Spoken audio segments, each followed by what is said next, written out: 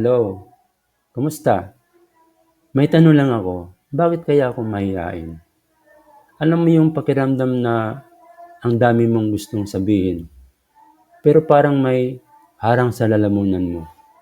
Gusto mong makisali sa usapan, pero sa halip na magsalita, napapahiling ka na lang at napapangiti ng pilit. O kaya naman may pagkakataon ka ng magsalita sa harap ng tao, pero bigla kang natulala, kinabahan, parang gusto mo nang matunaw. Ganun ako, mahiyain, at hindi ko alam kung bakit. Minsan, iniisip ko baka dahil sa mga karanasan ko noon. Baka may time dati na pinagtawanan ako o hindi ako pinakinggan, kaya natuto akong manahimik na lang. O baka dahil sa pagpapalaki na dapat magalang, wag makulit, wag maingay, mainhin. Pero ito na nga, matanda na ako, may sarili ng isip. Pero andun pa rin yung hiya, parang kasamang lumaki ng katawan ko. Ang weird, no? Hindi ko naman ayaw makipagkaibigan. Hindi naman ayaw magbagi ng opinyon. Ang totoo, madalas puno ang utak ko ng mga gustong sabihin. Pero kapag andun na sa mismong moment, parang napipipi ako, nahihiya. Tapos may mga taong sobrang natural lang makipag-usap. Parang wala silang hiya. Kahit sa strangers, caring-caring. Ako naman, bago lumapit, kailangan pang mag-rehearse sa utak ilang beses. Tapos minsan, hindi ko pa rin natutuloy. Nakakainis talaga. Alam mo ba, gusto kong magbago. Gusto kong matutong magsalita ng buong loob. Yung hindi nanginginig ang boses. Yung hindi ako naubusan ng lakas ng loob. Gusto kong maramdaman na hindi nakakaya ang maging ako. Pero paano? Paano ba ito natututunan? May nagsabi sa akin, practice daw. Kailangan daw sanayin ang sarili. Lumabas sa comfort zone. Pero paano kung mismong paglabas sa comfort zone ang pinaka nakakaya sa lahat? May isa rin nagsabi, huwag mo isipin kung ano ang iisipin ng iba. Kaso, paano ba yon?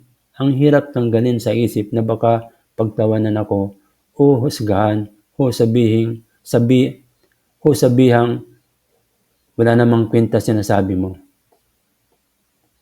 Minsan din iniisip ko, baka hindi naman talaga masama ang pagiging mahiyain. Baka may mga bagay din na advantage yun, like pagiging observant, pagiging maingat sa salita, pagiging sensitive sa nararamdaman ng iba. Pero pag sobra na, parang nakakulong ka na eh. Kaya ito ako ngayon, nagsasalita dito sa podcast. Kahit may counting ka ba, kahit minsan nahihiya pa rin. Kasi gusto kong subukan.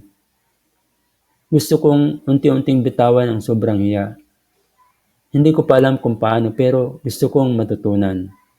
Kaya ngayon gusto kong itanong sa inyo, kayo ba?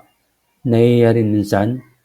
O dati ba kayong mahihayin pero nakahanap ng paraan para mas maging confident? Anong ginawa nyo? Paano nyo nalampasan? Kung may maibabahagi kayo, message nyo ako o comment sa ibaba. Baka sakaling makatulong sa akin at sa iba rin nakikinig na tulad ko. Yung mga gustong magsalita pero laging nauunahan ng hiya. Kasi minsan ang pinakaunang hakbang ay yung aminin mo sa sarili mo. Oo, mahihayin ako. Pero ayaw kong habang buhay ganito ako. Bago ko tapusin itong episode na to, iiwan ko kayo ng isang quote. Sabi ni Marianne Radmacher, courage doesn't always roar. Sometimes courage is the quiet voice at the end of the day saying, I will try again tomorrow. Sa Tagalog, Ang tapang ay hindi laging isang malakas na sigaw. Minsan, ito ay ang tahimik na tinig sa dulo ng araw na magsasabing, susubukan ko ulit bukas. Kahit mahihain tayo ngayon, hindi ibig sabihin na hindi tayo matapang. Minsan, ay mismong pagtatangka na magsalita kahit na mahina ay isa na palang anyo ng tapang. Kaya sige lang, subok lang, practice lang. Hanggang sa isang araw, yung boses na dati mong ikinahiya, siya na mismo ang magdadala ng mensahe mo sa mundo. Salamat sa pakikinig at salamat kung may babahagi kayo. Kasi sa totoo lang, kahit mahihayin ako, gusto ko rin matutong magsalita na may tapang. At siguro, hindi ako nag-iisa. Salamat ulit sa pakikinig. Hanggang sa susunod nating episode. Ingat kayo palagi.